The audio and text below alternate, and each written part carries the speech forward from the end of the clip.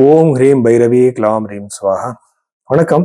இன்னைக்கு ராசி பலம் பார்க்கறதுக்கு முன்னாடி பாருங்க, நிறைய பேர் ஒரே ராசியில பிறந்திருப்பாங்க, ஒரே டேட்ல பிறந்திருப்பாங்க. எல்லாருக்குமே ஒரே மாதிரி இருக்காது. எதுக்குன்னா, நீங்க பிறந்திருக்கிற டேட்டு டைம் தப்பா இருக்கலாம். அப்போ நாம கை ரேகையை வச்சு ரெண்டுமே மேட்ச் பண்ணி தான் பார்க்கணும். இப்ப உங்களுக்கு கஜகேசரி யோகம் இருக்குன்னு பாருங்க. அதுக்கப்புறம் மாளவி யோகம் இருக்கலாம், பத்ர யோகம் இருக்கலாம். அது கையில ரிஃப்ளெக்ட் ஆகிருக்கா?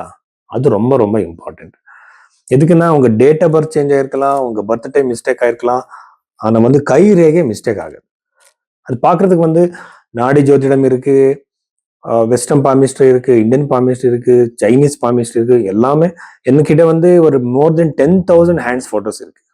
ஸோ நான் இந்த ஜாதகம் கைரேகை ரெண்டுமே நான் ரிசர்ச் பண்ணிட்டு இருக்கேன் இப்போ.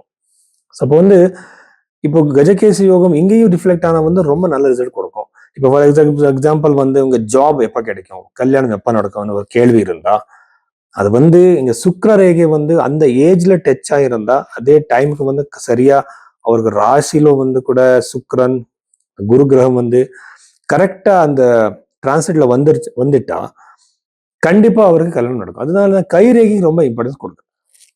மேட்ச் மேக்கிங் கூட இப்ப மேரேஜ் மேட்சிங் பார்க்கும்போது கூட நான் கை ரேகைக்கு ரொம்ப இம்பார்ட்டன்ஸ் கொடுக்குறேன். ரெண்டு பேரோட கை பார்த்து, அங்க இருக்க லைன்ஸ் பார்த்து, அவரோட சைக்காலஜி, அவரோட தாட்ஸ் எப்படி, அவரோட கரியர் பத்தி எல்லாமே நான் சொல்ல முடியும். அதுக்காக இந்த மாதிரி கன்சல்டேஷன் எடுத்துக்கிறதுக்காக நீங்க பைரவி ஆஸ்ட்ரோல நீங்க இந்த கன்சல்டேஷன் எடுத்துக்கலாம். எனக்கு கொஞ்சம் டைம் கொடுத்தா கண்டிப்பா நான் எல்லாமே பார்த்து டீட்டெயில சொல்றேன். தனுசு ராசி 2026 மே 18ஆம் தேதிக்கு அப்புறம் இந்த தனுசு ராசியில பிறந்தவருக்கு என்னென்ன பாசிட்டிவ் நெகட்டிவ் இருக்கு நாம பார்க்கலாம். ஸோ தனுசு ராசியில பிறந்தவருக்கு யூஸ்வலா ராசியிலிருந்து 7வது வீட்டுல இருக்கிற சுக்ரன், அதுக்கப்புறம் குரு கிரகத்தினால கண்டிப்பா திருமண யோகம் இருக்கு.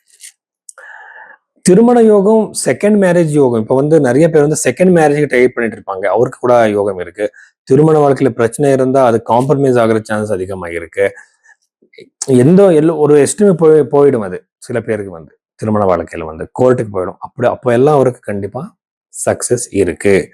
அது இல்லாம இன்னொரு விஷயம் என்னன்னா, சோசியல் மீடியா யார் யார் ஃபேமஸ் ஆகிறது ட்ரை பண்ணிட்டு இருக்கீங்களோ அவர் எல்லாருக்குமே ரொம்ப நல்லது. உங்க லைஃப் பார்ட்னருக்கு சக்சஸ் இருக்கு. தனுசு ராசியில பிறந்திருக்கிற அவருக்கு அவரோட லைஃப் பார்ட்னர்களுக்கு வேலை கிடைக்கலாம், ஜாப் கிடைக்கலாம். இந்த மாதிரி பாசிட்டிவ் சேஞ்சஸ் இருக்கு. சதுர்த்த பாவத்துல இருக்கிற சனினாலே கண்டிப்பா நீங்க ப்ராப்பர்ட்டி வாங்குவீங்க. நீங்க இருக்கிற இடத்த வச்சு, பொசிஷன் வச்சு, நீங்க ஸ்டூடெண்டா இருந்தா ஒரு பொருள் வாங்குவீங்க, ஒரு லேப்டாப் வாங்குவீங்க, ஒரு மொபைல் போன் வாங்குவீங்க. நீங்க ஒரு பிசினஸ் மேன் ஆயிருந்தா நீங்க கண்டிப்பா ஒரு லேண்ட் வாங்குவீங்க, இம்ப்ளிமெண்ட் பண்ணுவீங்க, வீடு வாங்குறதுக்கு. இந்த மாதிரி நீங்க இருக்கிற ஒரு பொசிஷன் வச்சு நாம சொல்லலாம். தேர்ட் ஹவுஸ்ல இருக்கிற ராகுனால கண்டிப்பா அவங்க எங்க சிப்லன்ஸ் நல்லது கிடையாது. ஏதாவது அவர்ல இருந்து உங்களுக்கு டென்ஷன் வரும். உங்களுக்கு பஞ்சமாதிபதி நல்லா இருக்கிறதுனால கண்டிப்பா ஸ்டூடெண்ட்ஸ்க்கு ரொம்ப நல்லது. நீங்க நினைக்கிற அளவுக்கு ஸ்கோர் வரும், கான்சென்ட்ரேஷன் இருக்கும், சந்தான யோகம் கூட இருக்கு. 6வது வீட்டுல இருக்கிற சூரியன் அப்படின்னா கவர்மெண்ட், அப்படின்னா கோர்ட்னு சொல்லலாம். நிறைய லீகல் டிஸ்பியூட்ஸ், செக் பவுன்ஸா இருக்கலாம், இன்ஜெக்ஷன் கேஸ்களா இருக்கலாம், ப்ராப்பர்ட்டி ரிலேட்டட் இஷ்யூஸ் ஆகிருக்கலாம். இந்த மாதிரி கேசஸ் போலீஸ் ஸ்டேஷன், அதுக்கப்புறம் இந்த கோர்ட்டுக்கு போற சான்சஸ் அதிகமாக இருக்கு. ஜாகிரதை இருங்க. எந்த பிரச்சனையா இருந்தாலும் சரி, ஸ்டார்டிங்லேயே அதை சரி பண்ணிடுங்க. அந்த ஸ்ட்ரீம் போறதுக்கு விடாதுங்க, சரிங்களா?